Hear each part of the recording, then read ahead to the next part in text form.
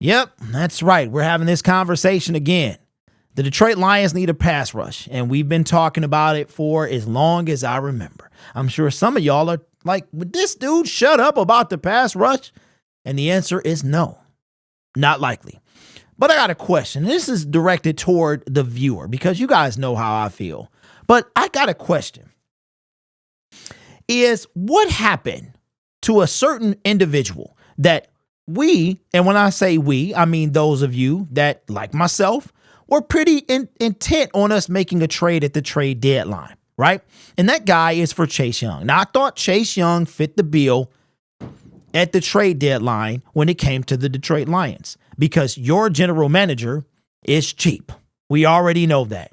And he's not going to go after a Danielle Hunter. He's not going to go after a Brian Burns or a Josh Allen. He instead is going to trade up for Broderick Martin.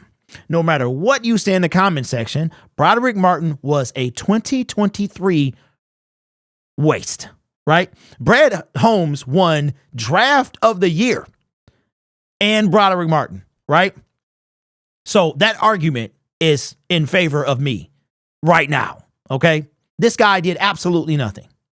So when it comes to the defensive line, we're talking about a guy, and this is a spirited debate on Twitter that I'm having with other Detroit Lions fans. And I want to get your opinion, okay? And contrary to what you might believe, I do value your opinion, but this is the beauty. I was talking to my wife and son about this, about sports and how it gets everyone's so riled up. Everyone is right, no one is wrong.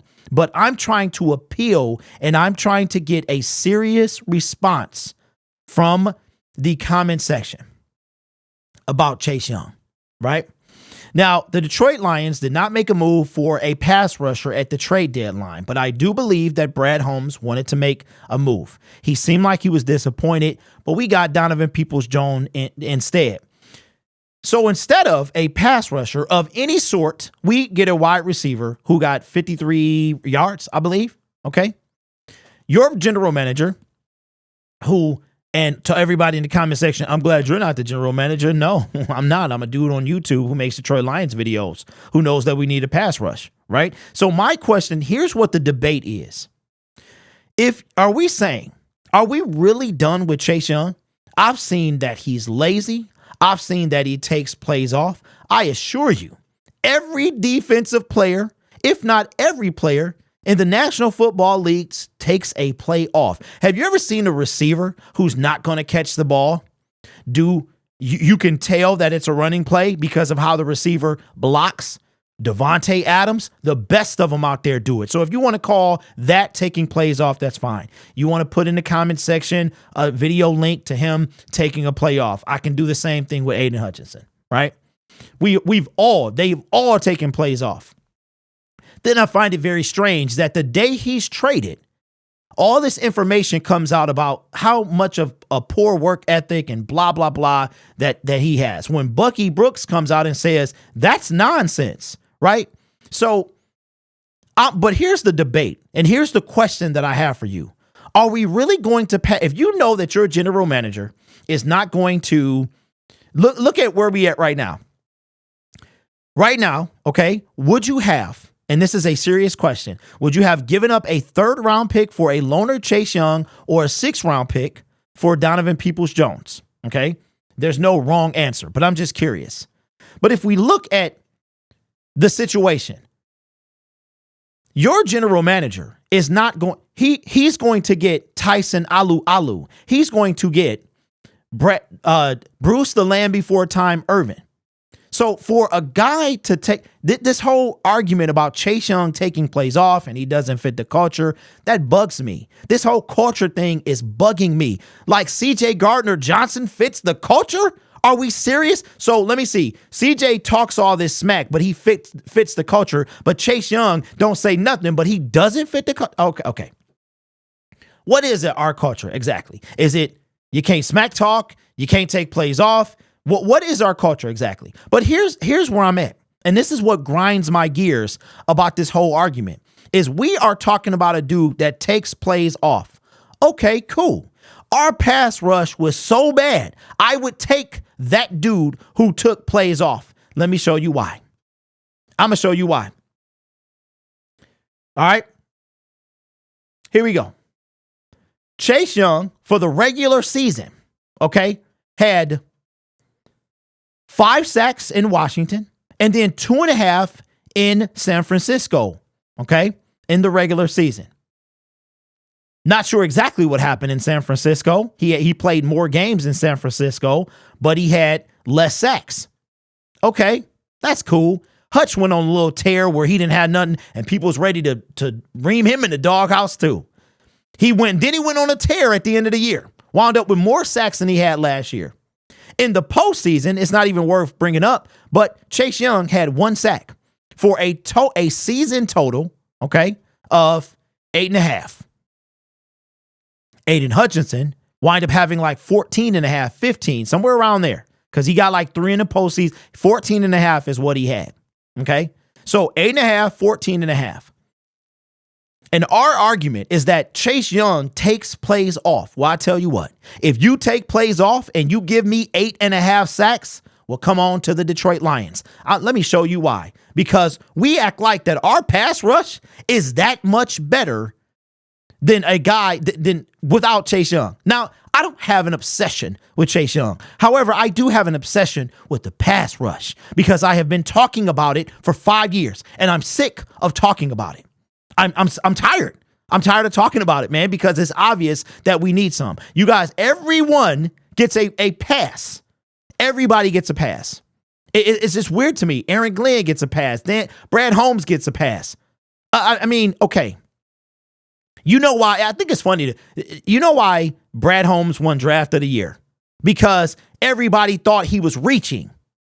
But he wasn't, right? But we can't talk about that the pass rush has been neglected. I mean, are you seeing what I'm seeing? Let me show you what I mean. And it just bugs me, man. It really does. Like, oh, he doesn't fit the culture. He takes plays off. Everyone in the National Football League takes plays off.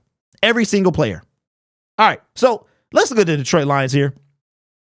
Sacks, 11.5. How did Hutch have 14? Because he had 3 in the postseason. Aleem McNeil, 5. Alexander Zaloni, 3.